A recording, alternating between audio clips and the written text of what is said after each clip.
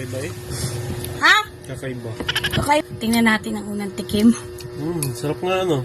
Ano nga ba itong kakaibang ito at first time nga lang ni Papang matitikman? Ito nga ipapakita ko na sa inyo, kaya naman kung gusto nyo rin matikman ang ganitong luto at wala kayong idea, naku, panoorin nyo ang video ito at sigurado ako na kayang-kaya nyo nga lang sundan.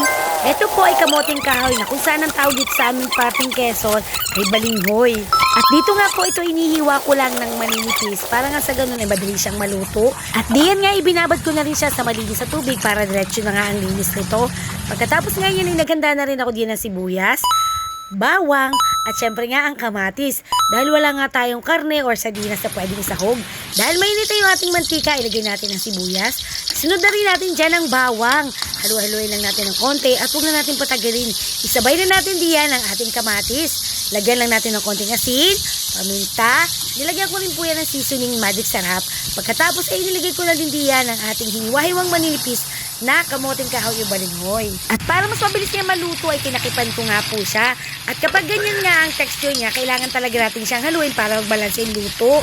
Lagyan natin siya ng tubig na magsisilbing sabaw niya na katamtaman lamang. At makatapos na ilang minuto ay ayan, luto na siya. Wow. At ang ginawa ko naman nga pong kapare siya na ito nga pong tuyo na dilis. Kaya naman, kaya na tayo guys.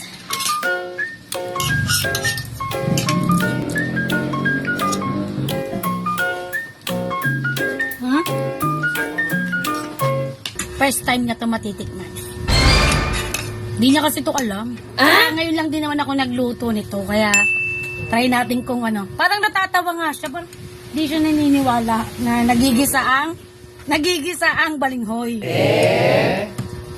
Tingin, ba't ganyan mukha mo? Kakaiba eh. Ha? Kakaiba. Okay ba? Ayun, masarap yun. Siyempre para mas masarap samahan nga natin siya ng tuyo. Tingnan natin ang unang tikim. Sarap nga ano. Anong lasa? Parang upo no. Parang upo lang yung lasa niya, pero anong lasa mo? Wow. Masarap. Ngayon ka lang nakatikim yan. Hindi ba nagluluto sa Isabela niya ganyan? Hindi ko sa inyo. Dito kasi sa siguro. Mga baryo. Dito kasi sa amin, dito sa Quezon talaga. Basta alam namin pwedeng maluto na mauulam. Luluto yung Ganyan, mainit pa. mainit-init pa siya, ano. Pero yung lasa, Sarap. masarap. Kaya, ganito pala yan. Pero pwede rin yan lutuin na may kasamang dilata ng sardinas, ganyan. Pero dahil wala tayong sardinas, okay na rin naman yan, masarap na rin naman. May ibang ibang version ng luto naman yun. Recipe na naman. Masarap. Ayos.